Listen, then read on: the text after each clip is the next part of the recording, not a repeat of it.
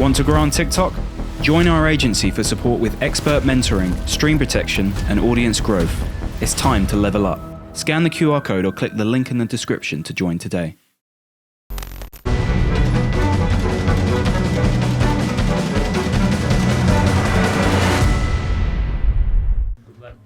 Shabaz, how much tape have you watched of Artur?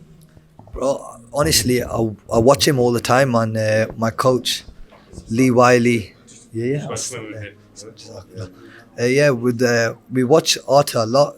My trainer, Ben Davison.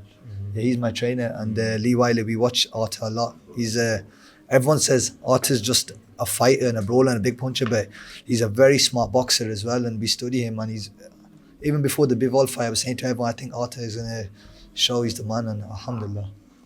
What's your favourite shot of his combination? I like his body work because he doesn't put a lot into it, but it's so effective.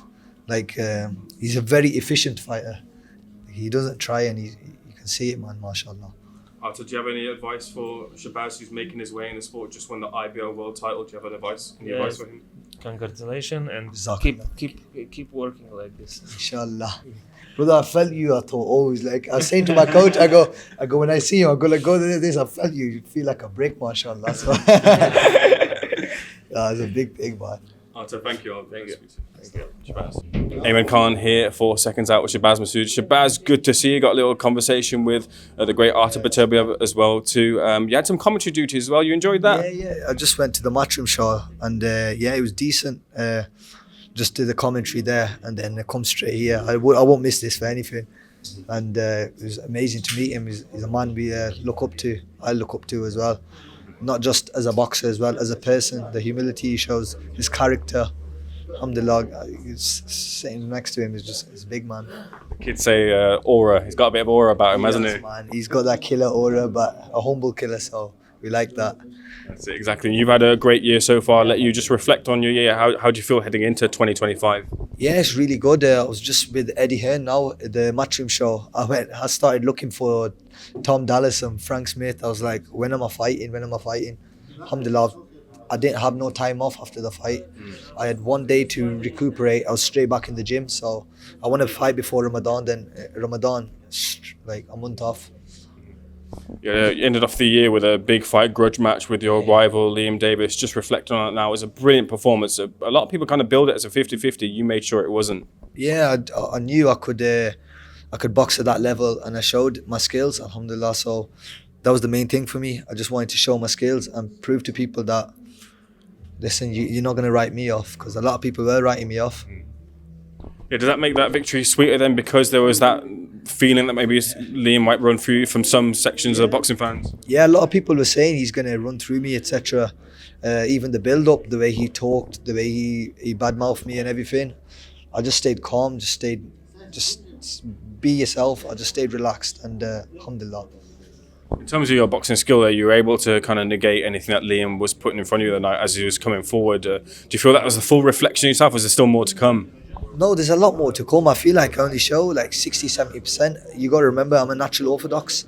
I boxed southpaw the full fight. That was just because purely of his strategy. But the thing was, we had worked on that many things towards his strategy. We knew we knew everything that might happen in that fight. So yeah. So you said that you had the conversation to seek out Tom Dallas and Eddie Hearn there. If you could have it your own way, if you could plot your own 2025, what do you want? Inshallah, I want to fight before Ramadan. I need to fight before Ramadan. I want to spend 4 weeks at home, then just focus on my family, on Ramadan, focus on the more important things in life. Then inshallah, after that, get back into training. I'm top 5 with the IBF. I should be with the WBA. The WBC, I know Liam was ranked number 5th, so hopefully take that spot as well.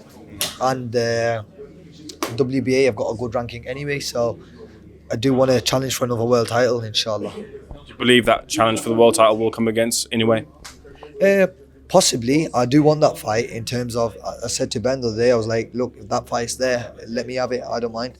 I'm ready. But at the same time, I think he may have other plans as well. So let's see what happens. But I'm in a great position. You got to remember, I've only had 14 fights.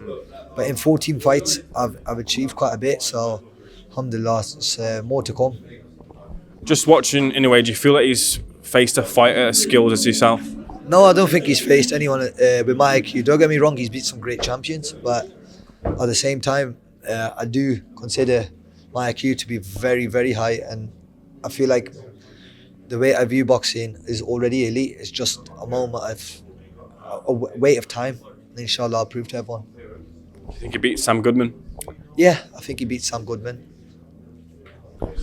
Just going into this event, Al Medina 313 put a charity fundraiser. How important is it for you to just touch base with everyone and make sure that kind of you can help build some charity or sort of run some raise some funds? Sorry, it's a bit of a mouthful for charities and help the needy. Yeah, like that's is a pillar of Islam, charity, and the thing is, you need to understand like we are very blessed to be in this country and to live here. And to have it the way we have, people all over the world are suffering where we've got it very easy, to be honest with you. Our problems ain't really problems. That's just, they'll be their blessings. So we need to stay grateful and do our bit. Going back to your boxing career, Ben Davison, of course, someone who sometimes gets a lot of criticism, and with this victory, both Lee Wiley as well too, do you feel that this has added a lot of credibility that should be given towards Ben Davison for helping map out your future in training of athletes like yourself? Yeah, the thing is, it showed that the credibility thing is quite irrelevant, because if you truly believe how good you are and how much you how good your team is, like you don't care. But the fact that so many people slate him, like it upsets me sometimes, because I think if you guys understood what these men know, you'd think, wow. What is it that's giving you the edge? Do you feel that a lot of edge that you have in your game plans has come from the tape watching that you and Lee Wiley will do? Yeah and no, because we do watch a lot of tape, but we watch a lot of tape on other fights as well, just to build our game.